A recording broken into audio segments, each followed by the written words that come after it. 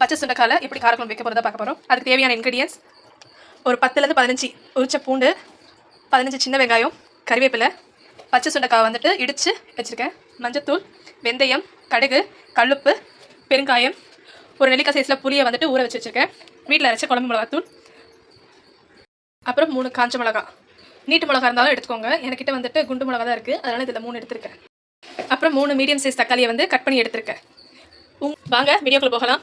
கடாயில் வந்து 2லேருந்து 3 table spoon நல்லெண்ணெய் ஊற்றி வச்சிருக்கேன். இந்த நல்லெண்ணெய் கொஞ்சம் காஞ்சதுக்கப்புறம் நம்ம இடிச்சு வச்சிருக்க பச்சை சுண்டைக்காவை இந்த நல்லெண்ணெய்க்குள்ளே போட்டுக்கணும். சுண்டைக்காய் வந்து ஓரளவுக்கு நல்லா வறுத்து எடுத்துக்கணும். நம்ம சேனலை பார்க்குறவங்க கொஞ்சம் மறக்காமல் சப்ஸ்கிரைப் பண்ணுங்கள். ஏன்னா சப்ஸ்கிரைப் பண்ணாமல் நிறைய பேர் வீடியோ பார்க்குறீங்க. சப்ஸ்கிரைப் பண்ணுங்கள், வீடியோ பிடிச்சா லைக் பண்ணுங்கள். இப்போ இந்த வெண்டைக்காவை எடுத்து ஒரு தனி பவுலில் போட்டுக்கலாம்.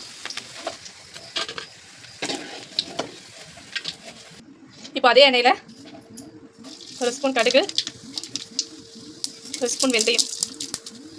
கடுகு நல்லா வெடித்து வெந்தயம் ஓரளவுக்கு பொன்னிறம் ஆனதுக்கப்புறம்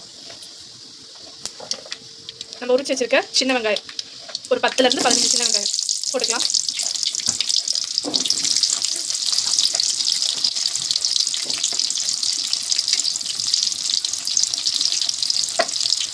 இந்த வெங்காயத்துக்கு கூடவே 3 காஞ்ச மிளகா போட்டு நல்லா வதக்கணும்.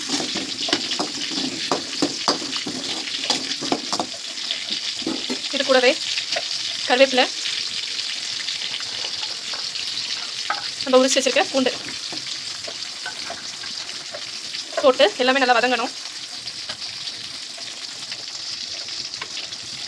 வெங்காயம் பூண்டு எல்லாம் ஓரளவுக்கு நல்லா வதங்கிடுச்சு. இந்த ஸ்டேஜில் வந்து நம்ம கட் பண்ணி வச்சிருக்க 3 தக்காளி, மீடியம் சைஸ் தக்காளியை போட்டுக்கலாம். கூடவே கொஞ்சமாக கல்லுப்பு போட்டு நல்லா வதக்கிக்கலாம். தக்காளி நல்லா வதங்கிடுச்சு. இப்போ வந்து கொஞ்சமாக பெருங்காயம், மஞ்சத்தூள், வீட்டில் அரைச்ச குழம்பு மிளகாத்தூள் ஒரு 2 ஸ்பூன் போட்டுக்கிறேன்.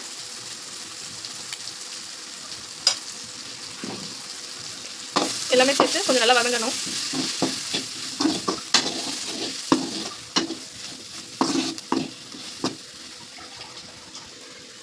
இப்போ கரைச்சி வச்சிருக்க புளி தனியாக ஆட் பண்ணிக்கலாம்.